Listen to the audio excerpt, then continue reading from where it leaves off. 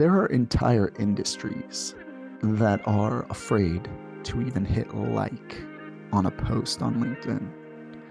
And I was one of those people, frankly, for a lot of years. And it's a shame because if you don't start engaging, you're never going to find your way to Linky Land. Thank you for being here. I'm Tony Albrecht, and this is In Linky Land, a podcast about the power of creating and connecting on LinkedIn. Today, an episode near and dear to my heart, where I've got a couple attorneys in the house, where we're talking about the legal profession and the platform. And as the title of this episode is saying, what do you do with a whole profession that's scared of hitting like on LinkedIn? And these two folks, Brittany Leonard and Chad Aboud, are both fantastic examples of how to leverage the platform. And it's obviously a topic that's near and dear to my heart as both a lawyer and now as somebody building a business around the belief that broad understanding that LinkedIn is something to be avoided is going to be changing more and more, that more and more attorneys and law firms are going to see the tremendous potential for spreading their messages and strengthening their brands as businesses and as professionals by doing more than simply posting job announcements and press releases on your firm page, which is a problem for a few reasons. Like one, it's boring. Number two, it doesn't work very well. Like nobody sees them.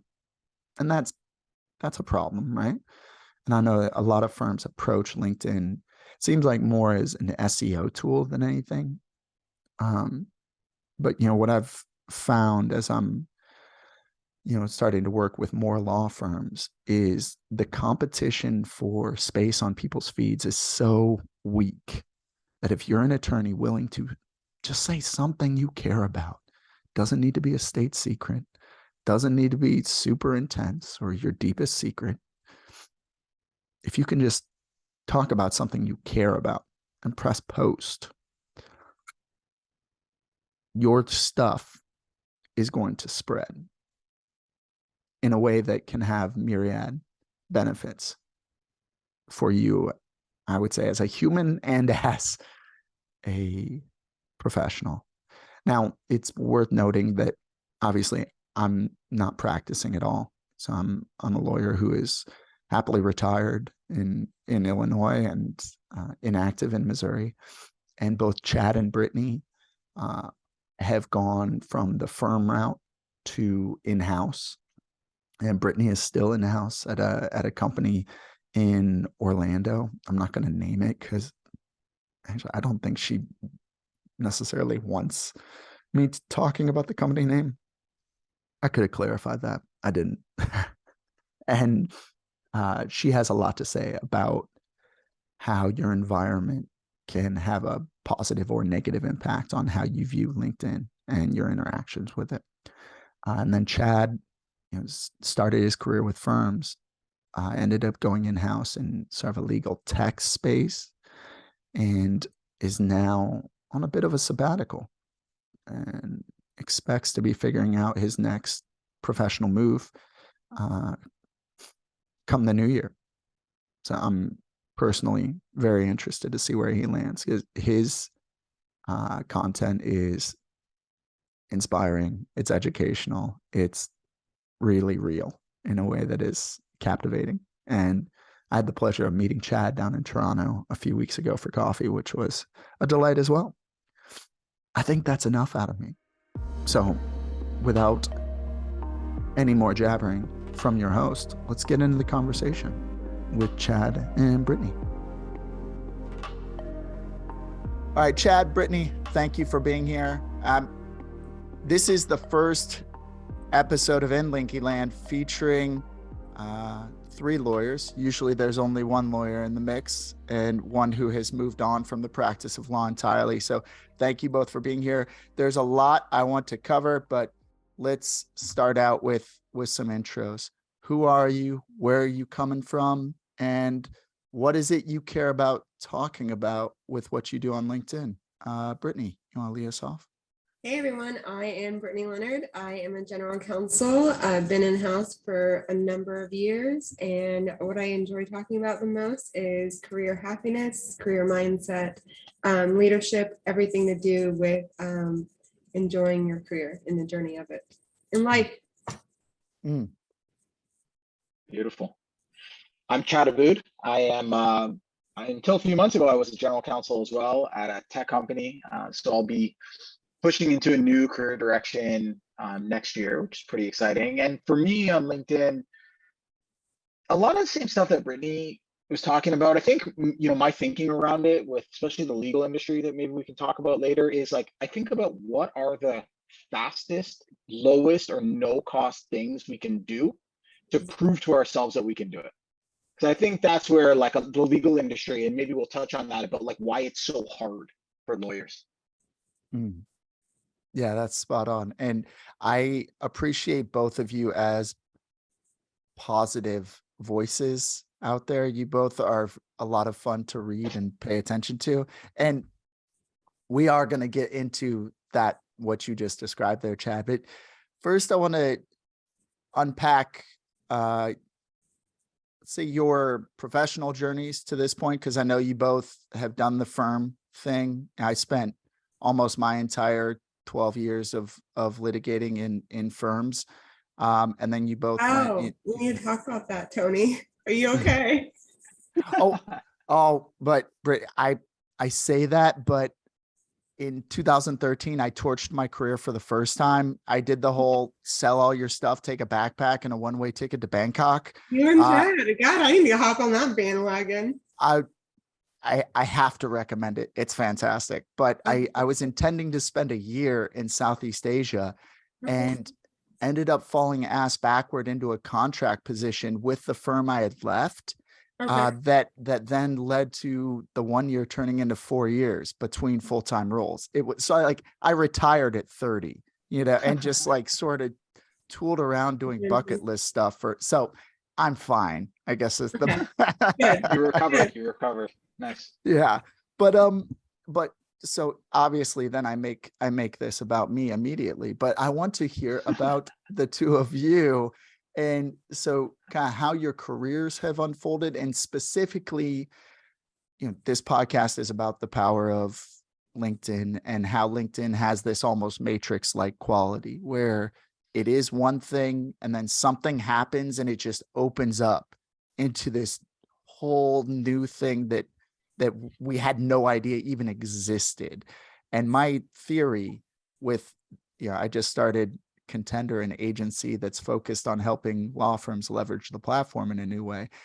I'm betting my future and my family's well-being on the idea that law firms are going to start understanding this and start seeing it sort of en masse. So I'm interested to hear your experiences on how the platform opened up, assuming it has, and based on just the amount of content the two of you put out and how real it is, how genuine, how authentic. I'm confident in believing that has happened. So, Chad, you want to take the ball and run with it as you see fit? Sure. So I'm a Toronto guy. I actually lived in the US for undergrad a bit, but I'm a Toronto guy. So this is where I started my career. I was in one of the national law firms here doing public company mergers and acquisitions, corporate finance. I did that for about 5 years. And I think from the very beginning, I probably thought to myself, I don't know if I really enjoyed the training, but I wasn't really sure it was going to be my whole life's journey.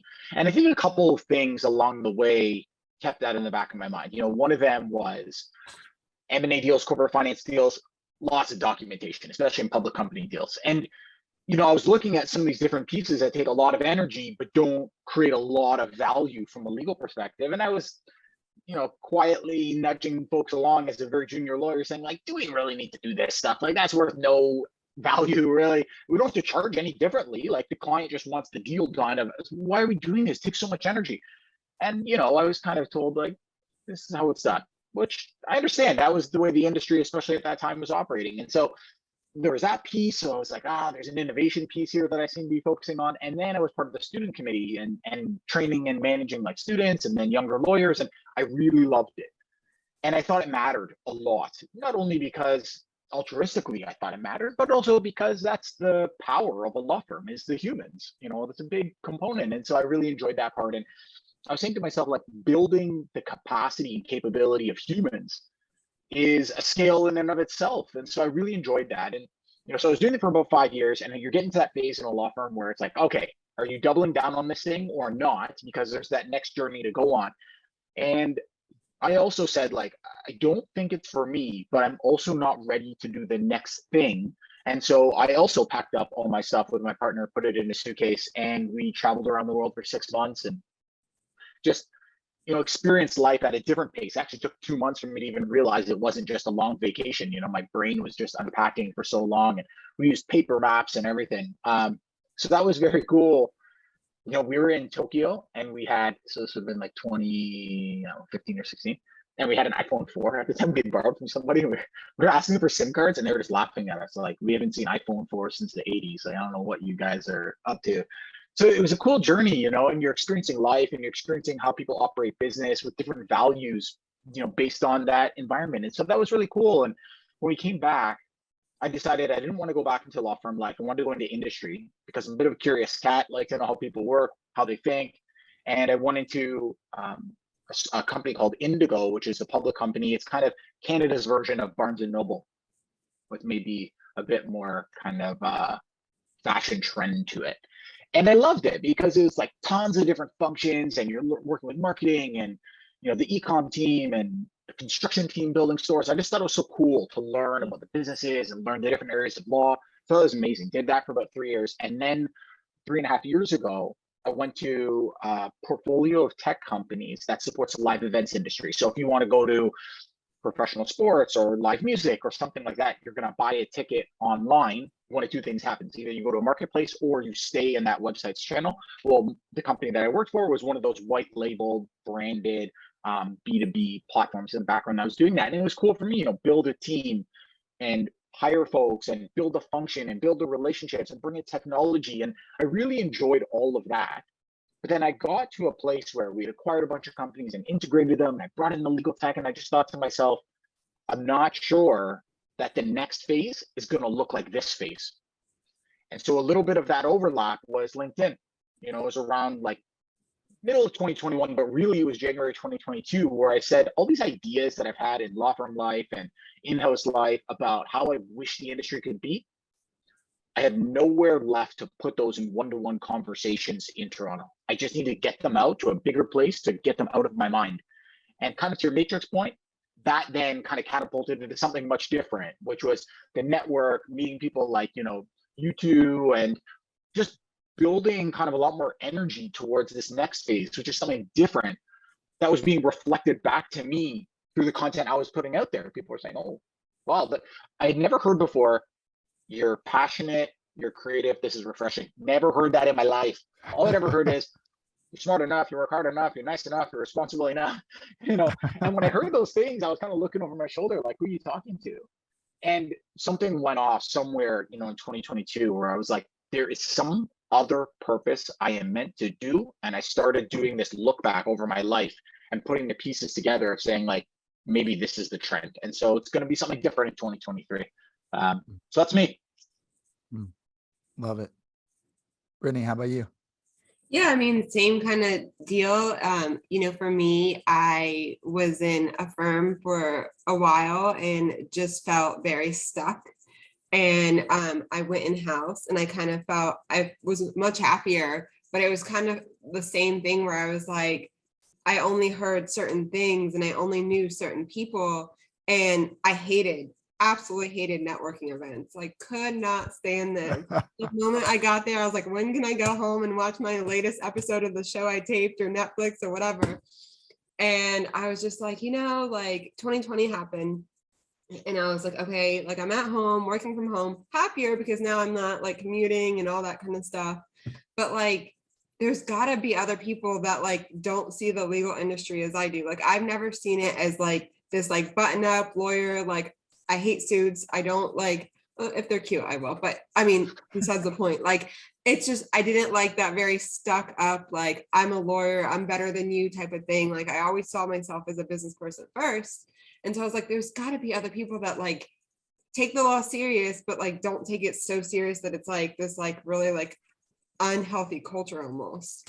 And so I just started posting on LinkedIn and it just kind of boomed. And I don't know how else to say it. Like Chad said, like it's just like you start thinking like, wow, there's so much more else I can do. Like your confidence grows, like your joy of life grows, like I hate to say like because of social media, because I don't really have any other social media, but like it just you feel like you've connected with people, you meet people. Like I love networking events now. I am on our board of ACC. Like there's so many things that I could talk about this platform that has just kind of like overhauled like my life, and I know Chad's life. Like it just done so much good that I just think it's great. And before we started recording, we were talking follower count. And Brittany, so you just passed 9,000 on the network, and you mentioned that you had a goal for 2022 that you had written down. Yeah, it was 3,500. If I could find it, it's in my Rocket book somewhere. I don't need to see this side of the house, but it's 3,500 for 2022. So do you recall how many folks were in your network coming into 2022? I really don't. I know I started posting on LinkedIn, I believe, sometime in 2021, maybe 22, very late 2020. But I think it was 2021. But no, I don't have a clue. I just know that I was like, oh, this is obtainable, but like a little difficult, but like not super difficult, because I'm always the under promise over deliver type of person. So just You over delivered. Yeah, just to see that like boom. I don't know. I think it's because I'm funny, but who knows? It certainly helps. Yeah, when my last day in the firm was October 21st of 2021, and I had 368 followers at that point, or people in my network. It wasn't followers, right? And I wasn't on creator mode. And it has been interesting to see kind of how quickly you can have people start to pay attention to you. I remember when I got the plus for the 500 plus, I was like, okay, now I'm cool. Now I just hit 500 plus, like I'm cool now. We're on our way at that point, right? Well, so did that happen for you in 2020? When I started posting, I didn't have 500 before I started posting. I know that. I can definitely say that. I did not, because when I hit 500, I was like, oh, this is cool. Right on. Okay, we're going to dig into that a little bit more. But Chad, and you and we're pretty close, I think. I think you're at like 5,300 or so. Something like that. I'm like 57. You're chasing. I think you're going to catch me pretty soon. But how about for you, your trajectory? Has it, I assume most of that growth has happened here in 2022?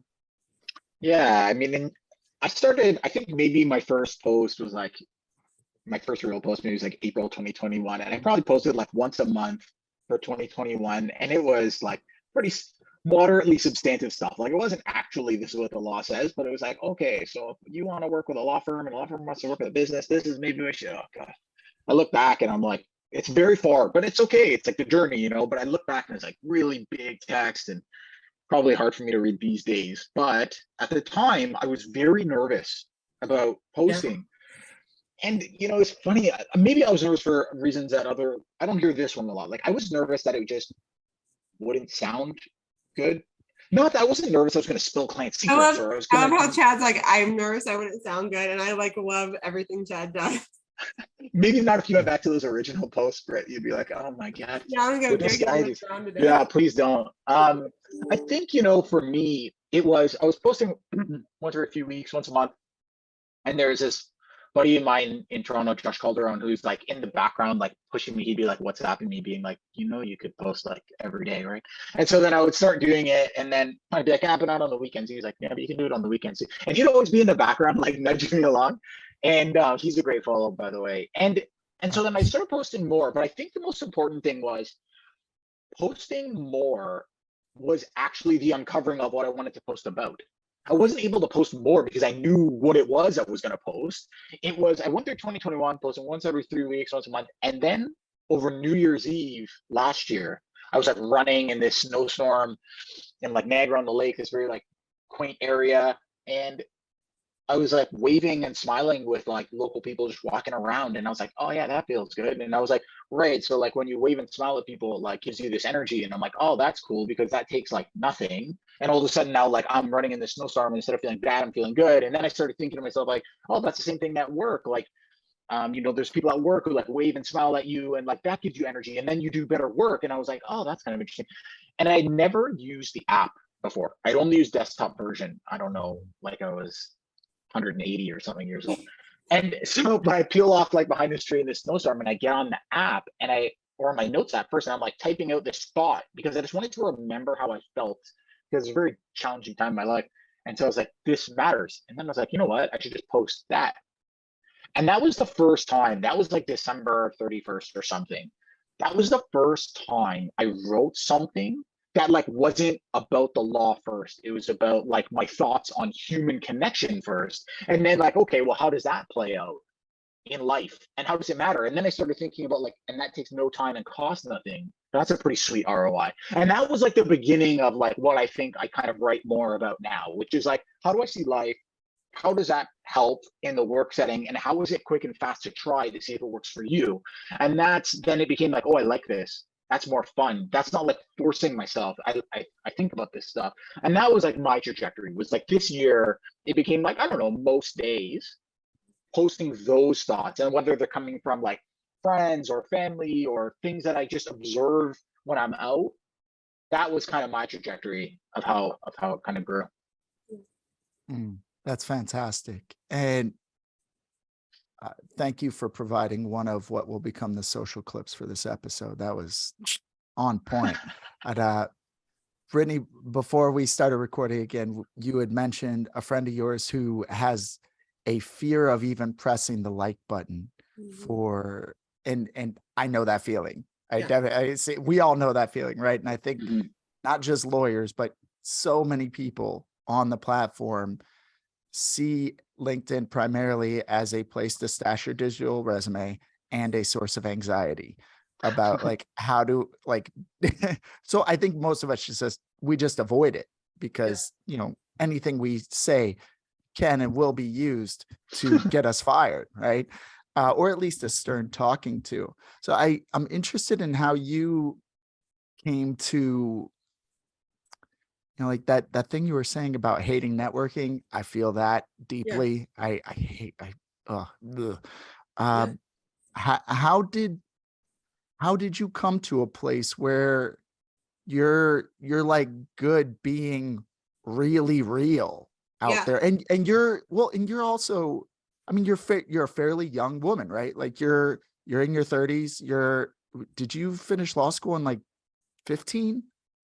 Earlier than that, but okay. I'm glad you guessed 30s because I'm like, don't say 40. Oh. Well, when did you finish law school? 2014.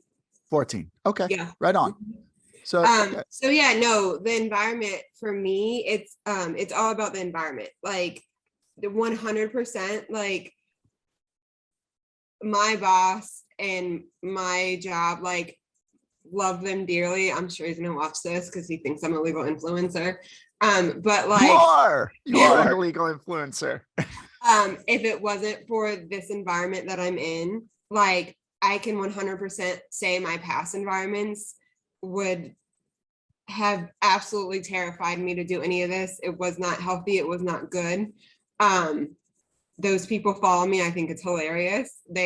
Sometimes I post, and I'm sure they know who they are when I post about it. But 100% I can say I have never felt more liberated, free, just able to be myself, respected, and just like the willingness to like let me do, what makes me happy. There are a couple things I want to unpack there. One Yeah. is your current environment. So your, I don't know if it's your supervisor, your or CEO or whoever it is, but do the powers that be in your company where you're in-house, do they see what you're doing on LinkedIn as a boon to the company, or is it more just like letting Brit do Brit?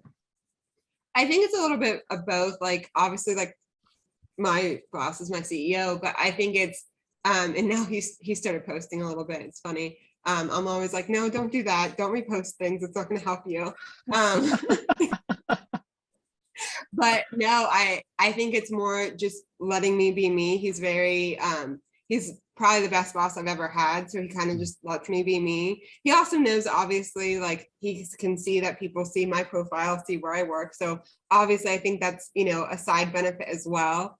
But he, he enjoys what I post. He knows that people enjoy what I post, and he's just like, hey, do your thing. So. Right on. Pretty amazing talent retention mechanism. Yeah, I mean, I hate to say that, but yeah, no, like, and I can't speak for like every employee, because God knows, like, we have a lot, and some of them are probably like, on different levels and have different managers. And like, I wish, what you said, Chad, like sometimes I wish I could like be like in every manager meeting and just be like, hey, like, let me coach you how to like be a better manager. Like, cause you never know, like, my environment's great, but you never know like the next employee, like what they deal with and like who they deal with. And I'm just like, I've seen both sides. Like, I've seen a really, really bad environment. Thank you. And I've seen a really great environment. So like, it's just like such a breath of fresh air. And like, the only thing I can say, what you're saying, Tony, like if people don't like are afraid to post like their environment or whatever, like, I hate to say this, but get out, like, just get out. And like, obviously have a backup plan if you can.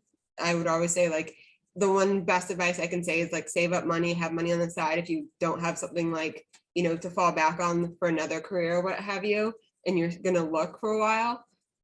So have like a like safety net, but like if you can, like, get out, because like I can tell you from experience, being in a bad environment, like I'll never go back. So All right, and that was the other piece I wanted to dig into a little bit, is that feeling of, you use the word terrified to post. So I spent time with 3 different firms in my career, and I would have felt, I wouldn't say terrified, but reluctant to post. And over the last pretty much like two years or so at the last 2 firms, one split up and went off. I went with one. I was involved in our marketing efforts, which for us, I mean, we were an insurance defense firm. Like, marketing was basically just staying top of mind with, people in the industry. So it was like blogging and, like posting your boilerplate stuff on social. But so like, I wouldn't have been scared, but I definitely reluctant. Like, there's no way I would post anything like what I unleash on the world over the last 9 months. But I didn't have, they weren't bad environments, right? They were just environments that were, I would say, very risk averse. And I think a lot of law firms tend to be risk averse in a way that, I mean, there was one time I was reporting on a big trial happening in St. Louis, and like I was going down there every day. I was watching it, reporting on it, wrote a blog post that came out like 45 minutes after the verdict went down. I thought I killed, like I did it. I did it. I scooped the world on this $20 million verdict or whatever, and get a call from a guy whose name is on the door 20 minutes later saying, why would you post that on the firm blog? So, excuse me, pardon? Because we represented the defendant who had, oh no, this wasn't a plaintiff's verdict. This was a defense verdict. we represent that defendant in another jurisdiction. And so even the fact that I named the company involved in the lawsuit, which obviously is part of the public record, was a problem, right? And like, just like that mentality of like, you can't, like, we want you reporting on this case that's happening, but don't say who's in the case. You know, like that, just that level was, it's like, what are you Those going to do with parameters it? up front would have been helpful for you to know Yeah. that up front. Would have been helpful. And it's the sort of thing that's like, who's going to say anything on social media when you're in, and again, that was, I wouldn't have called that a bad environment. It was just one where that stuff wasn't happening, but you definitely felt like your environments were worse than that. Yeah, absolutely. Like there's no doubt in my mind, like it was not a good environment, it was not healthy. I can't say what it would have been like if I would have posted back then, because obviously I didn't, and I didn't even really know about posting on LinkedIn back then. But it's knowing the environments I was in, like it would not be healthy. Like, you know, people always wonder like why you post, even my, you know, even now, like I'll say this, like my boss always jokes, like, are you gonna leave me? I'm like, no, I'm not leaving you. But like, you know, that's what people comes to mind, like, why are you posting? Like, what are you doing? Like, why are you doing this? And like for me, it's like, you know, there's gonna be a future, there's gonna be something, we can get into that later. But like there's gonna be more than just what I'm doing today. Like now, I'm sure Chad feels the same way too. Like before LinkedIn, it was like, okay, we're going to do our career, we're going to do in-house, like whatever, we're just going to stay on this road. And now there's so many possibilities and opportunities that have opened up that like, you know, like I'm never just going to be unconfident or like where I was to where like, you know, what's my future, what's next? Like, I'll just go with the flow. Like now I'm like taking charge and like coming up with ideas, like chatting with Chad all the time about this and that. And like, just like, kind of like, you know, thinking about like, what is next? Like, what is the future? Well, and from a company perspective, that employee retention that you mentioned, Chad, that Yeah. strikes me as a double-edged sword for sure, right? Because when Brittany does what Brittany does, or you do what you're doing, or hell, what I'm doing, Yeah. as you know, like I started posting on LinkedIn a year ago because my buddy / CEO said you need to learn how to do LinkedIn, and then I started doing LinkedIn, and I don't even last a year in that company before I jiu-jitsu off into starting a company because of LinkedIn. Yeah. Where my former employer is now actually one of our clients for the new firm. love So like that. the Nice work. relationship is intact, but it's a double-edged sword in that I could see from the employer's perspective, well, there's number one, the thing like, can we actually trust our people not to say things that will get us sued, get us torched, get us in trouble? But then also, you've got more opportunities today than you did 18 months ago, right? When it's this really interesting dynamic where I do believe LinkedIn is my resume at this point. I no longer feel like I need to update my resume. And that's a really interesting dynamic that I could see being a point of tension on the employer side. Yeah. I guess I think about it as like a 2.0 version of the same things I used to say when I was in firm, which is, you know, in a law firm, the kind of broad numbers are for every 10 people that get hired, one's going to be a revenue generator, 2 others are going to like be either like specialists or support the revenue generator, and 7 out of 10 aren't going to be there after 5, 6, 7 years. And it's great because it works for both sides. Like law firms can't grow at a pace of like hiring all 10 to stay with them forever because there's not enough revenue, there's not enough specialists, there's not enough supporters, whatever. And so what I used to say is, and also for lawyers too, like only 30% probably want that existence forever. And so what I used to say to law firms all the time is, remove the fear of admitting the reality. And instead, what I would do early days is give those numbers and say, and great news, we want you to find your absolute best path for a couple of reasons. One is, if you know you're moving on the right path, you're going to be happier today. When you're happier today, you do better work. That's better for us. Two is when you go out into the world somewhere else, you are likely to think well of us if we helped you do that. That's better for us. And what I would say is, if you don't believe me because you don't believe that I'm trying to be real and truthful with you, believe this. I make more money if you're happier. So believe that. And so that's what I used to say 1.0 version of law firm is remove the fear and think about how not only is it better for humans, but you make more money if you just admit the reality, because people are leaving at that rate and people are staying at that rate. So now let's go to your question, which is, okay, but now you're in this world and I'm going to create all these opportunities for myself. I'm going to be out. Well, here's reality. People leave environments all the time and they're looking to leave all the time. I know that. Whenever I hired and built teams, I would say to them, listen, my goal is you are happy and learning and productive for what I hope is 2 years, maybe more.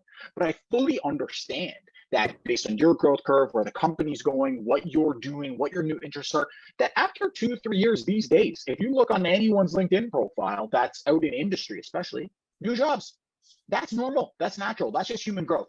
So instead of me being afraid of that, and 40% of the day they're thinking to themselves, I'm either going to get fired or I don't like it or I'm looking for a new job. I don't want them wasting any of that energy. I want them killing it at work. Not only because altruistically it's better for them, better for me as their manager, better for me. Go home earlier. I do less work because my team's stronger. All better for me. Why would I want that?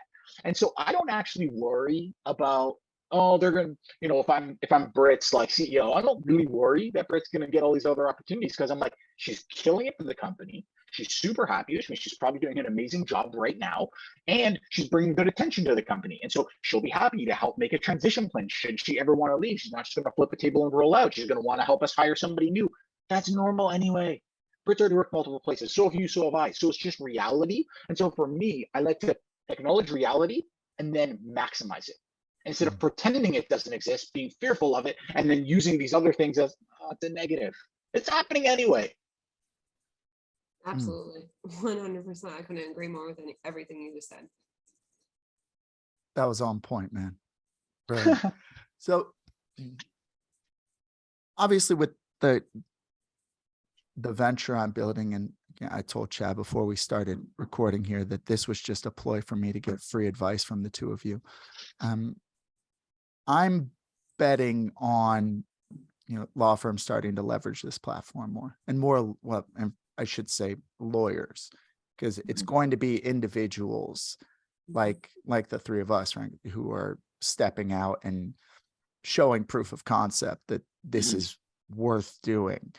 And I posted about this morning, actually, of how it is in the interest of firms to be encouraging and empowering their people to be doing what the two of you are doing out on this platform, that it's better for the individuals for all the reasons Chad just laid out. Chad just said, like, your happiness, like, is a key. Like, if your employee is happy, like, so much goes to that effect. Just like what you're saying, like, you're going to produce more, you're going to be happier, you're going to help, do whatever they need to do. Like, you're going to make life easier for people. Like, that happiness, like, I can't tell you, like, being here and being in this environment, like, the happiness that I have, like, it creates so many things, not only for myself, but obviously, like Chad said, for your company and the effects of that.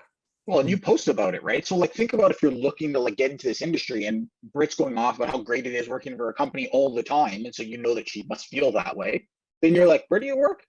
Like, because not everyone's saying that. And so then you're bringing in talent into the organization. That's not necessarily legal talent. There's all kinds of talent. Yeah. And like, that's scale, right? Like, you are doing talent attraction at scale through posts that are initially aimed at the legal industry. Like, for people to not see the business value that comes from that, it's amazing to me what you've done from a marketing angle, unintentionally, but like what you've done for your company. It's fantastic. I was really hesitant to have like an assistant paralegal for like the longest time. And my boss was like, hey, like, I love what you do. you're amazing, but like, I would like you to have a life outside of work. Can you like hire someone? And I ended up hiring a good friend of mine, and she doesn't post, but she posts all the time on her Instagram about how she loves her job and loves working for me and all this stuff. And I kid you not, she tells me like on a weekly basis, hey, my friend's like looking for a job, and like she knows how awesome you are, and she like wants to work in this environment. So like, are we hiring? And I'm like, no. But like, it's constant because she's always happy, which thankfully I'm glad she likes working for me. And so it's like, that residual effect that Chad's talking about, like, I didn't even think about it like that, but he just like brought that to my mind, how she's always asking me that. And it's so true. I certainly found that to be the case at Mission Matters Group, where I've been over the last year. We had a lot of luck raising this. I mean, it's a little nonprofit consulting agency with 11 employees, but we punched way above our weight class on LinkedIn over the last year. And it did result in a ton of inbound interest about working with us. There were half our team was out on LinkedIn on at least a weekly basis talking about things we care about, right? And one of the things we care about is doing great work for the people we work with in the organizations. And it's a huge benefit. So what would be your advice to lawyers in, let's say, who are reluctant or even fearful of dipping their toes in these waters? And let's say not, I think if you're in a hostile, difficult, toxic environment, let's put that aside, because I think the advice is what you said, Britt, get out, go do something else, right? Yeah. But what about for people who are just freaked out or really scared or don't know what to post or don't know why them, right? Like, why would anybody care what I have to say? How do we get more people out there sharing their journey and what Chad's they have gonna to say?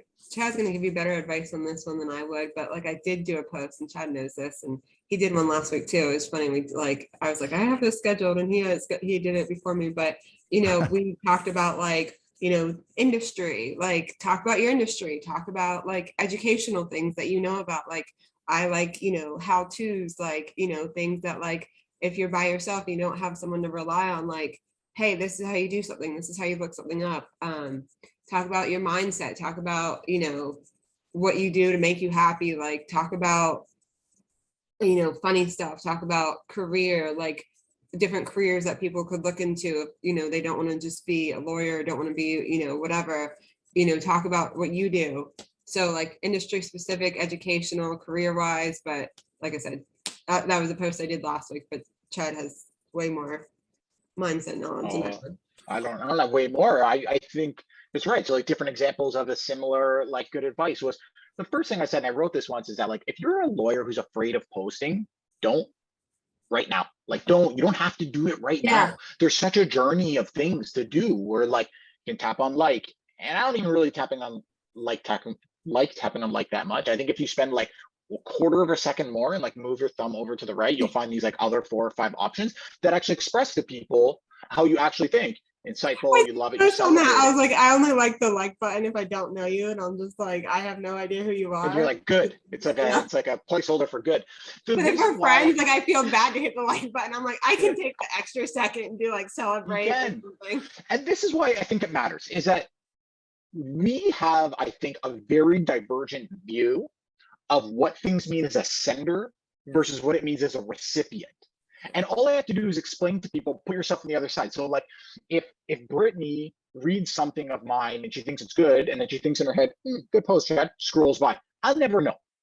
If she hits like, I'll be like, okay, Brittany, like that was good. If she hits insightful, I'll be like, oh, she actually was willing to spend a quarter of a second more to be like, hey, Chad, like that was actually like maybe great. And then in my mind, I'm like, oh, Brittany thought that was like thoughtful.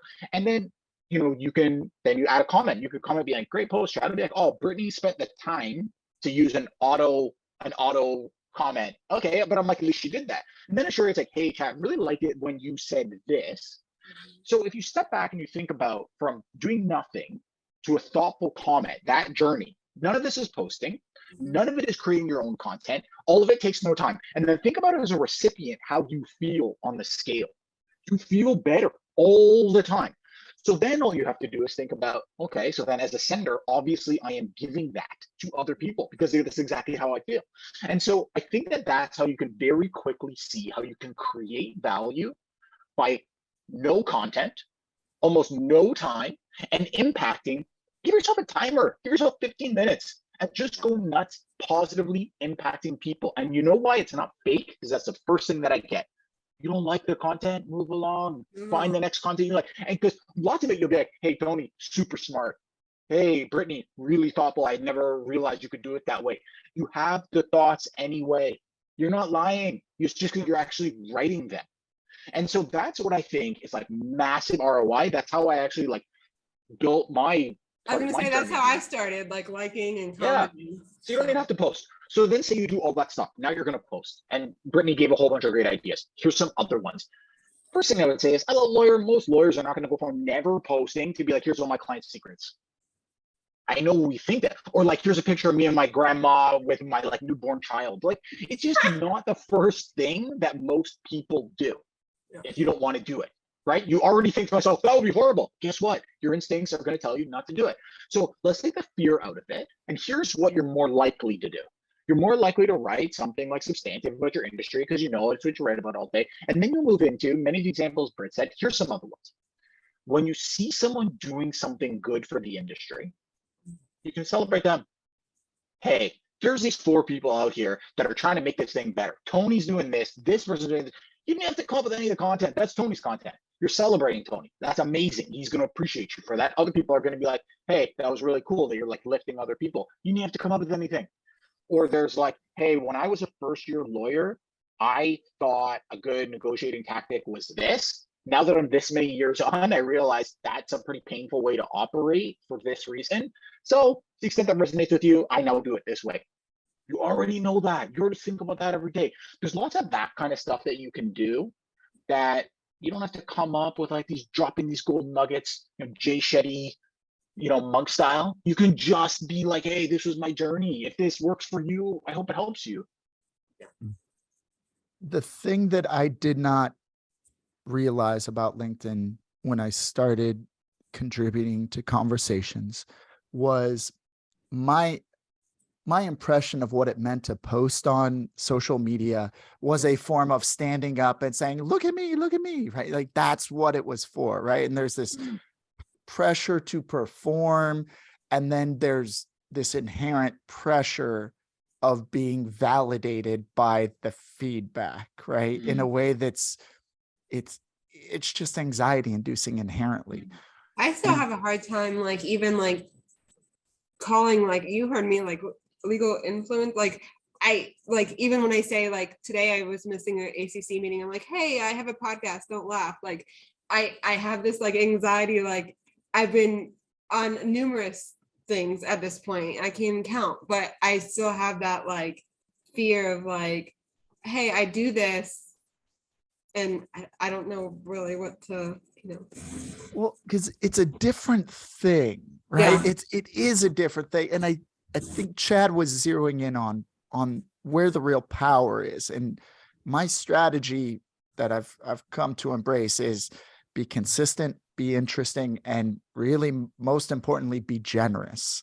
Yeah. And the generosity piece of it is, it flips the social media understanding on its head, where like when I go to react or comment on Chad's post, like it is an opportunity to show love or appreciation to somebody else. Like when I post saying, look at what this other person is doing, it's an opportunity to show appreciation for what somebody else is doing, using my platform, whatever that is, to show appreciation. And on this platform, it seems like so many of the people who are doing great stuff and growing, like that's the secret. And I find that when I think about people who are thinking about getting started or like wanting to, I think that could be a real unlock for people. It's like, you don't have to, like share state secrets. or your deepest, darkest, like experience in life, you could just show up and be generous in a way that creates connections and starts to create a new network. And also, I would say is like getting into other people's comment sections is a really good way to start making more connections Totally. who start to enrich your feed. Well, it's the same thing about thinking of the recipient. It's like one thing if, if I put insightful on Britt's thing, but if I write like, here's something I hadn't appreciated about what you wrote. Like, which one do you think is gonna like hit her more? Yeah. She's gonna be like, oh, hey, Chad put in the time. He thought about this thing and he wrote me this thing. And like that forms a connection. And that's like some of the ways that like the three of us met at different faces and many other people is that like, oh, okay, these people are putting in the time to actually write to me the thing they were thinking. You could choose to do that only 3 to 5 times a day. Give yourself 15 minutes. You will massively impact people who will reflect that energy back to you.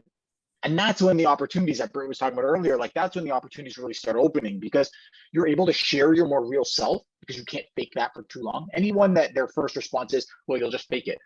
Go try. Go try to fake it for that long on LinkedIn. It is exhausting. You won't be able to do it. So if you're your real self, Tony, like you said, which you have to be if you're going to be really consistent, because there's no way you can create enough content otherwise. And then just start sharing that appreciation with people without even coming up with your own content. See where that takes you. Like, that's one of the things, like, I love Chad so much, but like, that's one of the things like I love about his comments. Like, I try, like, I try to do things like throughout the day and I'm just busy and stuff and everyone is, but Chad will sit there and like write me novels. And I'm like, I can't express to you, like, I have a love button and I have a celebrate button. But like, I can't express. And I like literally will write him back. I'm like, I have no words for this. Like, I'm just like, it's so grateful to sit there and like read his thing, wherever I'm at, whatever I'm doing. I just like stop and I'm like, oh my God, Chad posted me a novel. Like, let me go read it. Like, I hate to like put that pressure on him now. Cause like, it's like, but like, I try to come up with like longer comments and replies, now because of Chad, like learning that, but like, yeah, like Chad's really, really great about just like this really insightful comments. Appreciate it. He really is one of his many qualities. Also strong in the selfie game, which I appreciate. Tony, listen, like I know we don't have time left, but like we should maybe just touch on that for 30 seconds before we go, because like there's a lot of people who will like make fun of you for that. So like, say you get comfortable posting, and then they're like, "Oh, so what? You're doing images? Like you think you should be out there, or you're doing video? Like Tony, you do these like really thoughtful videos now." Mm-hmm. Here's one thing I would say about this, and this is not for day 1 or day 30 or day 60 if you haven't really started. But what I will say is, it is a really nice way for people to get a sense of who you are. You break down that barrier. And so whether you're looking for a different job or to attract new people to your team or whatever it is, if people know what you look like, sound like, your mannerisms, you're breaking those barriers down from them to want to get in touch with you. And I can tell you that this has brought me many opportunities, I think, from that. I've been trying to be better at that. Like from a female perspective, it like posting a selfie or posting a video, it's like, oh, you're just trying to like get more likes from whatever. Like, I don't even want to get into it, but like, so I don't do it that often. And plus I'm, like you said, like you very much pointed out, I'm younger. So it's hard for me. Like I did one, I think on Saturday when I was like, the subway broke down in Boston. And I was like, look, like, be happy that it's not like something, more devastating, but like, it is like definitely like, oh, she's just doing this, or she's just, doing a video or a selfie for likes or whatever. No, and so like, I try to be like more like understanding of it and understand this is not Instagram. I'm not trying to be like Insta thought or whatever they call themselves. Like, this is like LinkedIn. And like, I do share very meaningful, like business appropriate professional stuff. So trying to mix in that like daily life a little bit more that's what I'm trying to do as well. Mm-hmm. Right on. I appreciate that. And yeah, we could roll for another hour on the challenges of being a woman on the platform. I mean, for sure. So I do appreciate, it's so goofy as, I just turned 40. And so to be a 40-year-old man who's suddenly getting into selfies is so absurd. It's so goofy. I get it. I hear you. I understand. Like, I will do selfies all day between my best friends, but like actually having to like post it on social media, I'm like, oh God. Yeah. And I feel you. All right. So we're running up on time here. I will be including the links to your profiles, obviously, in the show notes. Anywhere else you want me to direct people toward to learn more about you or what you do? That's it for me. That's a good one for me. Okay, cool. I think we should have a part 2 next year. Next year is in like 4 weeks. So I will put you down for January and we'll Well, if your Brittany's goals, her 20,000, 2023 goal, What- yeah, she's gonna smash that. what is that number going to be? What are you jotting down as your number for next year? Hell, I don't know. I haven't written down my goals yet. What should we do? I'm scared. I'm a little, know. I don't know. Can I say 10? Is 10 too God modest? damn, I'm at hoping to 57. get to 10 by the end of the year. No, he Well, I'm means for saying for himself. me. But, I mean, for me. yeah, Britt, you're gonna think be at like 20, 25 next year 30. for sure. There's no doubt about that. 30, that's probably right. I'd say 30 is probably a good number for you if I you need to keep be doing what funny. you're doing. I gotta get out more of my personality, my everyday person. So what you need to do is get your CEO to sign off on hiring a writer, like hiring a joke writer. So, No, I'm really funny, but like Yeah, some of the Brittany is stuff- a joke writer. No, some of the stuff I think I'm like, I used to never thought I was funny. Like I still don't think I'm funny, but people tell me all the time. And I think you just need to do like a day in the life post of like, you know how they used to do that on YouTube, like a day in the life. Like maybe I should just do that, like post a video of like my day in the life. Everybody would be like, what the hell? I'm here for That'd it. be good. Yeah, that'd be good. All right. Thank you both for doing this. This was a lot of fun. Thank you. Thank you for listening. As always, I really appreciate the reviews on Apple Podcasts. They help us out and they're a lot of fun. As Brittany and Chad told you, you can connect or follow them at their profiles, which are included in the show notes. And we are getting close to the end of the year. We're going to be taking a little bit of a break. I don't think we're going to have a podcast on the last Wednesday of December.